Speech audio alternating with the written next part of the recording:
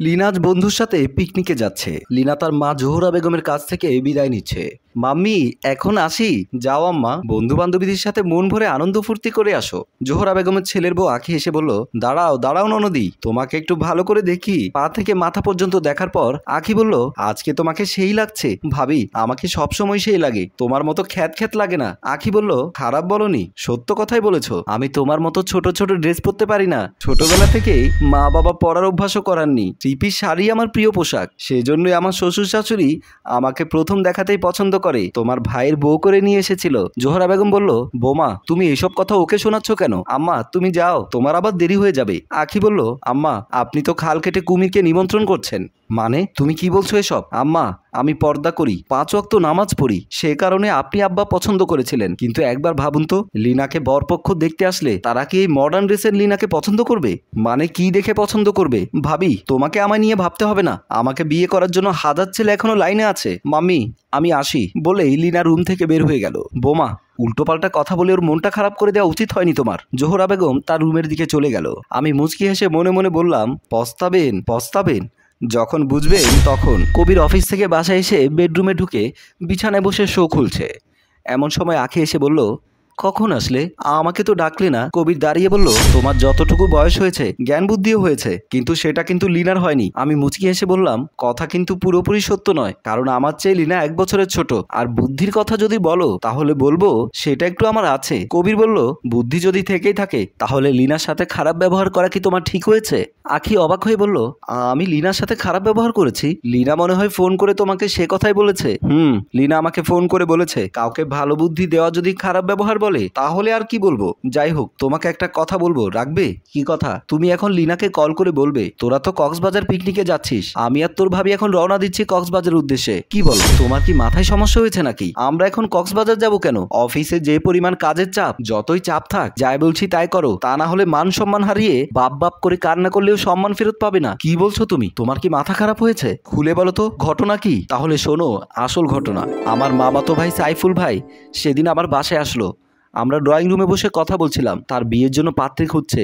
আমি আমার মোবাইলে লিনার ছবি দেখিয়ে বললাম, এই মেয়েটা দেখতে কেমন? সাইফুল বলল, খুব সুন্দর দেখতে। তা তোর সাথে কি মেয়েটির পরিচয় আছে? আমি হেসে বললাম, ও আমার একমাত্র ননদ। সাইফুল অবাক হয়ে বলল, কি বলছিস? তোর ননদ? তাহলে তো কোনো চিন্তা নেই, আমার সাথে বিয়ে দিবি? ভাইয়া কেন দেব না, শহরে তোমার 2টো আবাসিক হোটেল আছে, আরো অন্য অন্য ব্যবসা আছে, আর সবচেয়ে বড় কথা হলো তুমি ছেলে হিসেবে অনেক ভালো। তাহলে ডাক তোর ননদকে। মোবাইলে না দেখে সামনাসামনি একটু দেখি। ভাইয়া লিনা বাসায় নেই, কলেজে গিয়েছে, তুমি বসো, 2 ঘন্টা পর চলে আসবে। না বোন, আজ আর বসতে পারবো না, খুব জরুরি কিছু কাজ আছে, আর একদিন এসে না হয় পরিচিত হয়ে নেব। আমি কি মামিকে জানাবো? এখন জানানোর প্রয়োজন নেই, আগে তোর ননদের সাথে একটু উঠবস করে নেই। তুই একটা কাজ কর, লিনার কিছু ছবি আমার হোয়াটসঅ্যাপে পাঠিয়ে দে। ঠিক আছে ভাইয়া, আমি পাঠিয়ে দিচ্ছি। আচ্ছা আসি বলেই সাইফুল ভাই চলে গেল।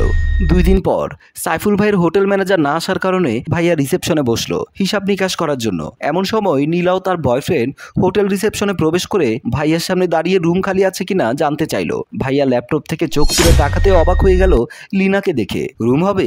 ভাইয়া বলল, হ্যাঁ রুম হবে, কিন্তু আপনারা দুজন সম্পর্কে কি হন? সজল হেসে বলল, আপনি কি এখানে নতুন এসেছেন? আমি এই হোটেলের পার্মানেন্ট কাস্টমার, আমরা স্বামী স্ত্রী, এটা সবাই জানে। ভাইয়া বলল, ও তাহলে আপনারা স্বামী স্ত্রী। লিনা বলল, কোনো সমস্যা? কোনো সমস্যা না, নাম ঠিকানা বলুন, খাতায় সাইন করে 302 নাম্বার রুমে চলে যান। আমরা গত পরশু এসেছি, আপনার রেজিস্টার খাতাটা খুঁজে দেখুন, আমাদের নাম ঠিকানা পেয়ে যাবেন। বলেই ভাইয়ার হাত থেকে চাবিটা নিয়ে তারা 302 নাম্বার রুমের দিকে চলে গেল। ভাইয়া টেবিলের উপর থেকে মোবাইলটি নিয়ে আমাকে কল দিল।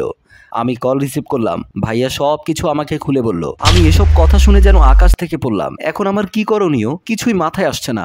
ভাইয়া বলল, তুই তো শাশুড়িকে নিয়ে আয়, হাতে নাতে ধরবি। আমি বললাম, ভাইয়া আমার শাশুড়ি তার ভাইয়ের বাড়িতে গিয়েছে, ফোনটা কেটে তোমাকে কল দিলাম, কিন্তু তুমি হয়তো মিটিং এ ছিলে, তাই তোমার মোবাইল বন্ধ ছিল। কবির উত্তেজিত হয়ে বলল, আমি বাসায় আসার পর তুমি আমাকে বলনি কেন? কেন বলিনি? কারণটা হলো তোমার আদরের বোনের প্রতি তোমার ভালোবাসা। মানে তুমি লিনাকে খুব ভালোবাসো, কিন্তু কখনো শাসন করনি। আম্মাও তোমার মতো। লিনা সে কারণে একটু উচ্ছৃঙ্খল হয়ে গেল। সে এখন বিভিন্ন উছিলা দিয়ে আমার ভাইয়ের হোটেলে সময় কাটায়। আমি যদি প্রমাণ ছাড়া তোমাদের কাছে এসব কথা বলতাম তাহলে তুমি আর আম্মা কোনোদিনও বিশ্বাস করতে না। তাই আগে প্রমাণ, তারপর বিশ্বাস। কবির বলল, আখি আমি তোমাকে বিশ্বাস করি, এখন আমি কি করব? কিভাবে নীলাকে অধপতনের হাত থেকে বাঁচাবো? শোনো, আমার বিশ্বাস লিনা আজ কক্সবাজার যায়নি, আজও ভাইয়ার হোটেলে গেছে। তাহলে তোমার ভাইয়াকে ফোন করো, জানতে চাও লিনা গেছে কিনা। আখি সাইফুলকে কল দিল। সাইফুল বলল, আখি আমি তোকে কল দিতাম, তুই তাড়াতাড়ি হোটেলে চলে আয়, ওরা এসেছে। আমি কল কেটে দিয়ে বললাম, চলো ওরা হোটেলে আছে। তারা বাসা থেকে বের হয়ে গেল। হোটেলের বিছানায় চরম উত্তেজনায় সজল ও লিনা। এমন বিশেষ মুহূর্তে 302 নাম্বার রুমের সামনে এসে কবির দরজায় টোকা দিল। লিনা সজল দুজনে লাফ দিয়ে উঠে বসলো। লিনা বলল, এই সময় আবার কে আসলো? সজল বলল, তুমি দাঁড়াও আমি দেখছি বলেই বিছানা থেকে উঠে দরজার কাছে এসে দরজা খুলতেই কবির, আখি ও সাইফুল রুমের ভেতরে ঢুকে গেল। সজল লিনা দুজনেই চমকে উঠল। কবির লিনাকে কোষে চড়মড়ে বলল, তুই কক্সবাজার যাচ্ছিস তাই না?